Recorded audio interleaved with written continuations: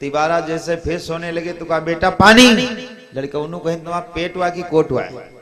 बेर बेर पानी, बेर बेर पानी, बेर बेर पानी। मैया कहने लगी बस 3 बार में परेशान हो गए। जब तुम छोटे थे तो कितनी बार पानी मांगते थे, ला करके पानी दिया। जब पानी लाए बेचारे 3री बार में तो पानी को मैया ने लिया, लेकर के पानी तुरंत जिस तरफ बेटा लेटे थे उधर छिड़क दिया, बिस्तर पे छिड़क दिया। जब बेटे की तरफ बिस्तर पे छिड़क दिया तो बोली बेटा से मैया बेटा इसी पे लेट जाओ। तो लड़का उन्होंने कहने लगे इस पे हम नहीं लेटेंगे। माँ कहने लगी मेरे लाल जब तुम छोटे थे तो जब इधर बाथरूम कर लेते थे तो उधर लिटाती थी, और जब उधर कर लेते थे तो अपने सीने के ऊपर लिटाती थी कि मेरे बच्चे के कहीं सर्दी ना लग जाए। अब बहुत तनख्वाह पाने लगे तो बेड़ा कर्ज उतारने आए। हम कथा कहते तब भी अपनी माँ से कभी उद्धार नहीं हो पाया। एक बेटा दुनिया में कितना बड़ा महाजन हो जाए, कितना बड़ा महाजन हो जाए, लेकिन माँ से कभी वो उद्धार नहीं हो सकता। मैया ने देखा सती जी को तो देख करके आंखों में आंसू आ गए, दोनों लिपट करके रोने लगी। बोली माँ, बोली मैया क्या मैं दुश्मने, बोली मैया क्या मैं दुश्मने, जो नहीं बुलाया भेजी तुम्हें।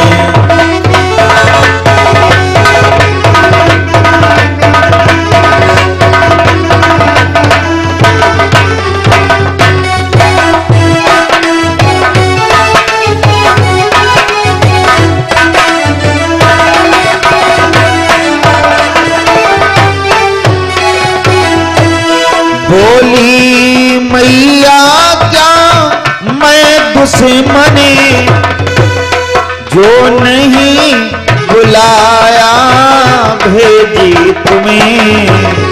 हे मैया क्या मुझी से कौने भूले हुए, जो नहीं बुलाया भेजी तुम्हें।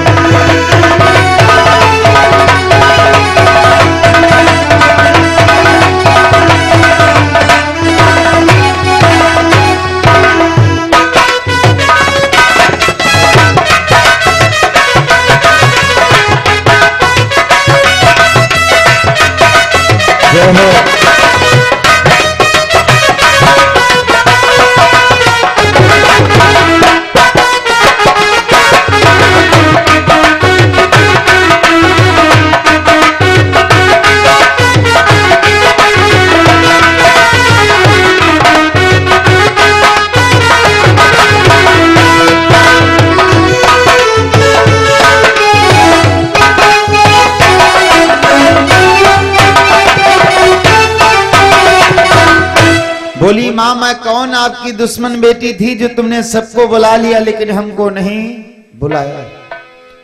सती माँ के आंखों में आंसू की धारा बह रही। मैया कहने लगी बिटिया मैं नहीं जानती, तुम्हारे बाप ने यज्ञ किया है लेकिन सबको बुलाया है, लेकिन ये मैं कुछ नहीं जानती हूं। चलो चल करके घर में जलपान कर लो। सती ने कहा जलपान तुम्हारा हराम है माँ, कब तक जब तक देख नहीं लूंगा पति का अपमान है या स्वाभिमान है। बस इतनी रहम करो कि माँ वो ब्राह्मण लोग यज्ञ कहां करा रहे हैं हमको बस इतना बता दो।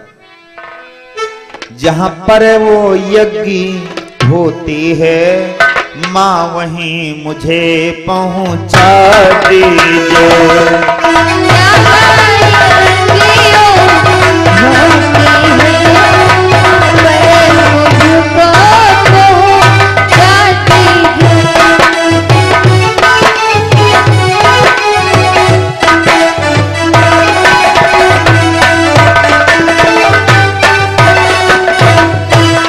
जहाँ पर वो यज्ञ होती है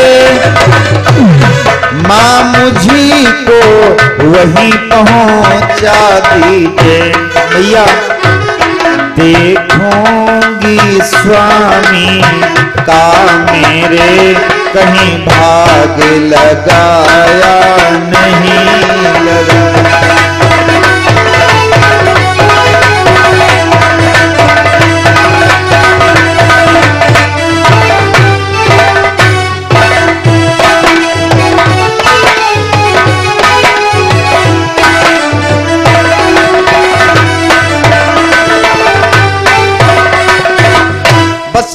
रहम कर दो मां कि जहां पे वो यज्ञ हो रही मुझे पहुंचा दो, देखूं कि यज्ञशाला में मेरे पति का भाग लगा है या नहीं लगा है। बस मैं इसको यही देखना है कि मेरे स्वामी का वहां पे भाग है या नहीं है। मैया प्रसूति ने बेटी सती जी को यज्ञ में पहुंचाया तो ब्राह्मण लोग स्वाहा स्वाहा करा रहे। अच्छा, यज्ञ के कोई ब्राह्मण या कथावाचक इस स्वाहा क्यों बोलता है? अग्निदेव भगवान की पत्नी का नाम था स्वाहा। क्या नाम था? अग्निदेव भगवान की पत्नी का नाम था स्वाहा। एक बार विष्णु जी और अग्निदेव भगवान में जब युद्ध हुआ तो विष्णु जी ने अग्निदेव भगवान का वध कर दिया। तो स्वाहा उसी जगह खड़ी थी, चरणों पे गिर पड़ी, बोली महाराज जिसका संसार में पति नहीं तो बोलो उसका कौन है? कोई है? अरे जिसकी बातें नहीं सुनना है, जब पति नहीं होता तो लोग उसकी बात तो सुनाते। महाराज आपने ठीक है मेरे पति का वध कर दिया है, कोई बात नहीं, लेकिन इतना पार कर दो कि जब मेरा पति नहीं रहा तो मेरा नाम संसार में नहीं चलेगा। तो विष्णु भगवान को दया आ गई तो विष्णु भगवान ने कहा जाओ स्वाहा, मैं तुम्हें वरदान देता हूं कि कलयुग में जहां पर यज्ञ होगी, जहां पे मेरा नाम आएगा उसके बाद में तुम्हारा नाम जरूर बोला जाएगा। इसीलिए कोई मंत्र की जब आहुति दी जाती है उसके बाद में स्वाहा जरूर बोला जाता है। बिना स्वाहा के कोई यज्ञ नहीं पूरा होता। ये अग्निदेव भगवान की पत्नी का नाम होता है, क्योंकि अग्निदेव भगवान होते हैं यज्ञ में तो स्वाहा जाती है उसी अग्निदेव भगवान में मिक्सचर हो जाती है। जब पति पत्नी दोनों एक पास होते हैं, यज्ञ और दक्षिणा ये रुचि मुनि महाराज के बेटे हैं। जहां पर यज्ञ होती है वहां पे दक्षिणा होती है, और जहां पे दक्षिणा होती है वहां पर यज्ञ होती है। यज्ञ मंडल में जब सती मां पहुंच गई तो देखा, जब पहुंचे गई सती मैया, जब यज्ञ मंडल में सती मां पहुंच गई तो देख रही कि आज सबका भाग लगा है लेकिन मेरे स्वामी का कहीं पर नहीं लगा। जब पहुंच गई है सती मैया, देखा अपमान बहुत भारी। जब पहुंच गई है सती मैया,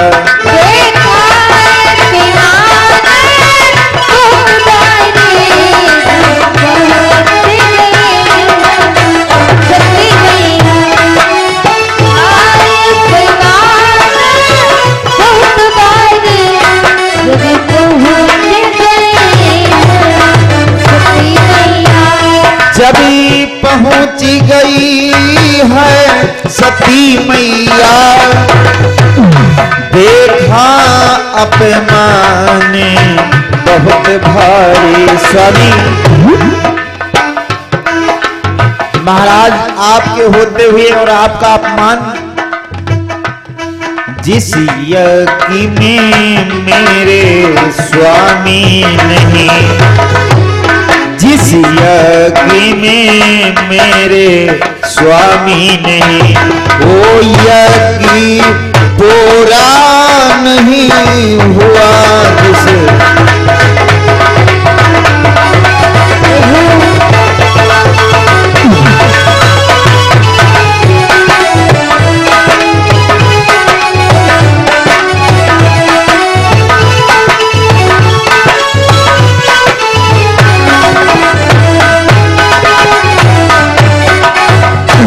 जैसे पहुंच गई सती मां तो देखा कि सभी का भाग लगा है लेकिन मेरे भोलेनाथ का भाग नहीं लगा। धन्य है वो सती जो पति का अपमान सहन न कर सके। विष्णु जी बार बार समझा रहे हैं, ब्रह्मा जी बार बार समझा रहे हैं कि दक्ष जी को जिस यज्ञ में शंकर जी का भाग नहीं होता वो यज्ञ कार्य कभी पूरा नहीं होता। हिंदू बिरादरी में अगर कोई शुभ कार्य होता है तो जिसमें गणेश जी की पूजा और शंकर जी की पूजा नहीं होती वो कार्य सिद्ध नहीं होता। बार बार समझा रहे हैं भगवान की माया, लेकिन समझ में नहीं आ रहा है। एक भी बात नहीं समझ में आ रहा है। दक्ष जी को अभिमान है। अभिमान एक बकरे को होता। बकरा जब तक जिंदा रहता तब तक चिल्लाता है मैं।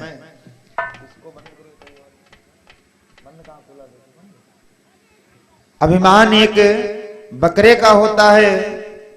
कि जब तक वो जिंदा रहता चिल्लाता है कि मैं, लेकिन जब मर जाता है चिकवा लोग लेकर के जाते हैं, जब फरसा नट्टी पे चलता तो कहा खुदा खुदा भगवान अब तुम हो। जिसको महंकार हो गया, मैंने बतलाया था अहंकार में तीनों गए, धन वैभव और वंश, ना माने तो देख लो रावण कौरव कंस। जिसको मैं हो गया संसार में, हुआ जिसको मैं उसको मैं ही गिराया, तो साथी कोई भूला याद आया नहीं है, कोई भूला याद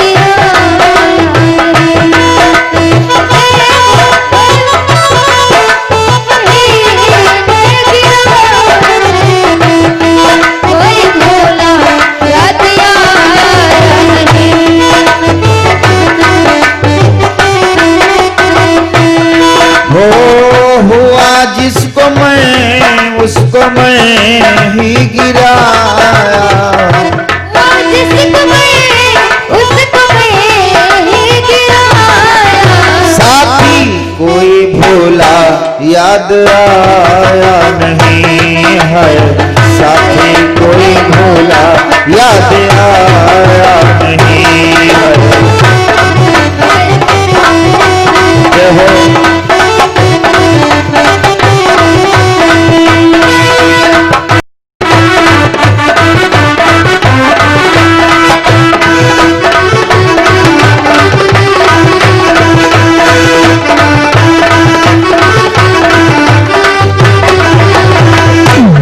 हुआ जिसको मैं उसको मैं ही गिराया, साथी कोई भूला याद आया नहीं। जब अंतिम समय आता है तो कोई याद नहीं आता, केवल भगवान का ही नाम याद आता है। सती माँ ने देखा, कुछ लोग बतलाते हैं कि सती माँ हवन कुंड में कूद करके प्राणों को अग्नि किया, दहन किया, लेकिन सती एक सती नारी होती है। जैसे आजकल की माताएं बहनें कहती गंगा न गिड़वा में जल भर लाई, तो गंगा ना होगा ना गिड़वा होगा तो जल का महिमा भर ले, कहां भर ले। अगर अनुसैया के पास गंगा गिड़वा ना होता तो जल ले आती, सती नर्मदा के पास गंगा गिड़वा ना होता तो जल ले आती, वृंदा के पास अगर गंगा गिड़वा ना होता तो जल ले आती, लेकिन देवरिया वाली जब तक बल्टी ना ले जाए तब तक पानी ना आए। सोने के थाले में भोजना बनाओ, बटोई में चावल कच्चे रह जा तो सोने के थाले में भोजना बनाओ। ये सब सतिया नारी गाती थी। अनुसैया के पास अगर कोई साधन पात्र ना हो तो जल आ जाएगा, क्योंकि वो सती नारी है। जब देवताओं को बालक बना सकी तो क्या जल नहीं ला सकती? भगवान की माया। तुलसी बाबा ने रामायण में लिखा है, यह लखी जोगी अग्नि तनु जारा, यह लखी जोगी अग्नि तनु जारा, भय उस काली मां हाहाकारा, यह लखी जोगी अग्नि तनु जारा,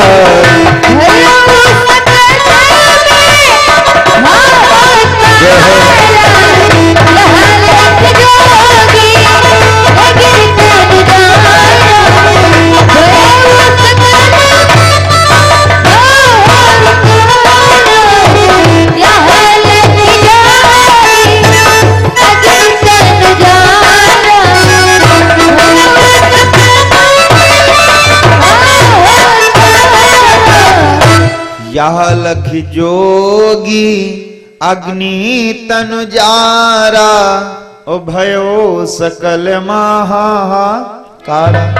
सती जी ने अपने आकर्षण शरीर के द्वारा अग्नि को प्रकट करके और उसमें शरीर को दान किया है, लेकिन ऐसे नहीं दान किया है, पहले अपनी गलती को स्वीकार करती कि हमारी गलती है। कहते उसको आप दंड दो तब तो दंड भोगेगा, लेकिन जो सखर लिया कि हमने चोरी किया है उसको अगर आप दंड दे रहे हो तो उसके दंड आपको भोगना पड़ेगा। महाभारत की उत्पत्ति सुना होगा। सबसे पहले प्रसंग की चर्चा शांतनु ऋषि महाराज की पत्नी का नाम था अधमावती। ब्रह्मा जी अधमा के संग में संभोग करके ब्रह्मलोक को चले गए। शांतनु ऋषि महाराज जब वापस आए तो अधमा ने झूठ नहीं बोला, सांच बता दिया। तो शांतनु ऋषि महाराज ने श्राप दे दिया कि अपना हमको मुख मत दिखाना। कहते सांच बोलने में यही तो संसार में प्रमाण है। जिसने सांच बोला उसको जहर पीना पड़ा, जिसने दुनिया में प्रेम किया उसको जहर पीना पड़ा, और जिसने दूसरे के ऊपर दया दिखाई उसको भी जहर पीना पड़ा। जिसने सांच बोला, सुकरात जी ने जीवन भर सांच बोला तो जहर पीना पड़ा। भोले बाबा दूसरे के ऊपर दया दिखाते हैं, कोई हाथी ले जाए कोई घोड़ा ले जाए, उन्हों को दुनिया जहर पिलाती गांजा भको। और मीरा जी ने प्रेम किया तो मीरा के सास ससुर ने कल बतलाया था क्या दिया, जहर दिया। जिसने प्रेम किया है उसको भी जहर पीना पड़ा, जिसने सांच बोला उसको भी जहर पीना पड़ा, और जिसने दूसरे के ऊपर दया दिखाई उसको भी जहर पीना पड़ा। सती ने अपनी गलती को स्वीकार किया कि हे भोलेनाथ, अगर आपकी बात मैं मान जाती तो हमको मरना नहीं होता, जैसे आप अमर हो। नाथ, अरे आप अमर हो मैं मरी जाती, अरे लूंगी जन्म दोबारा, और जन्म जन्म का साथ है हमारा तुम्हारा, हो हमारा तुम्हारा।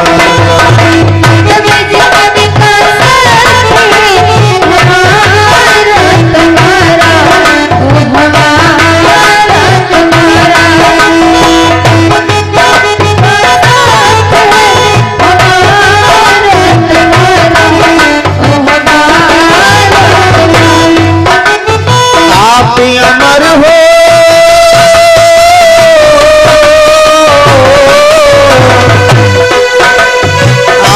अमर हो मैं मर जाती, लूंगी जन्म दोबारा, जन्म जन्म का साथ है हमारा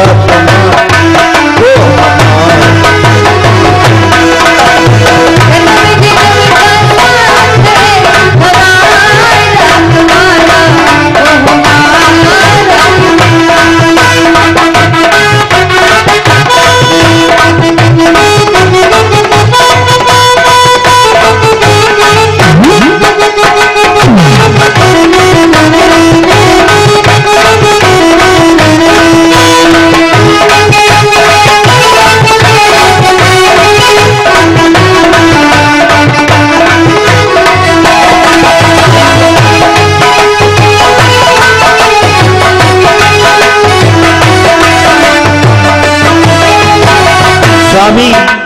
भूल जो मेरी नाथ, किसको क्षमा करो तुम्हें,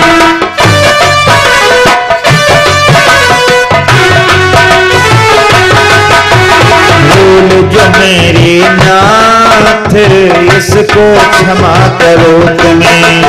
अगर नहीं मैं मानी, मुझ पर दया करो तुम्हें।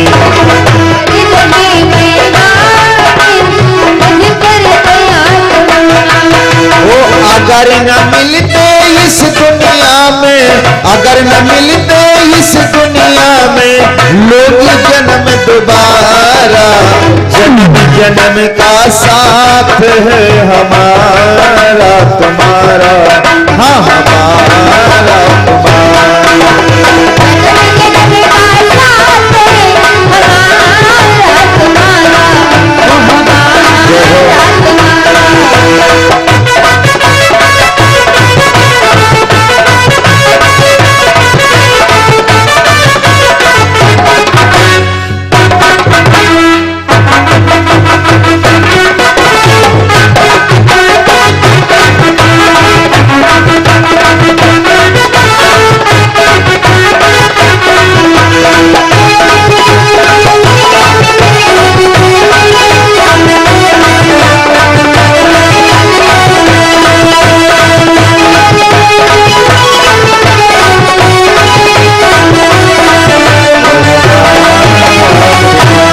बोलो सती मैया की। सती ने मरने के समक्ष में वे वरदान मांगा कि महाराज मुझसे गलती हो गई, मैं मुंह दिखाने के काबिल नहीं हूं, आपको अपना चेहरा नहीं दिखाऊंगा, लेकिन फिर भी मरते समय ये मांगती हूं कि भगवान अगर मर करके मानव बनूं तो आप ही की दुल्हन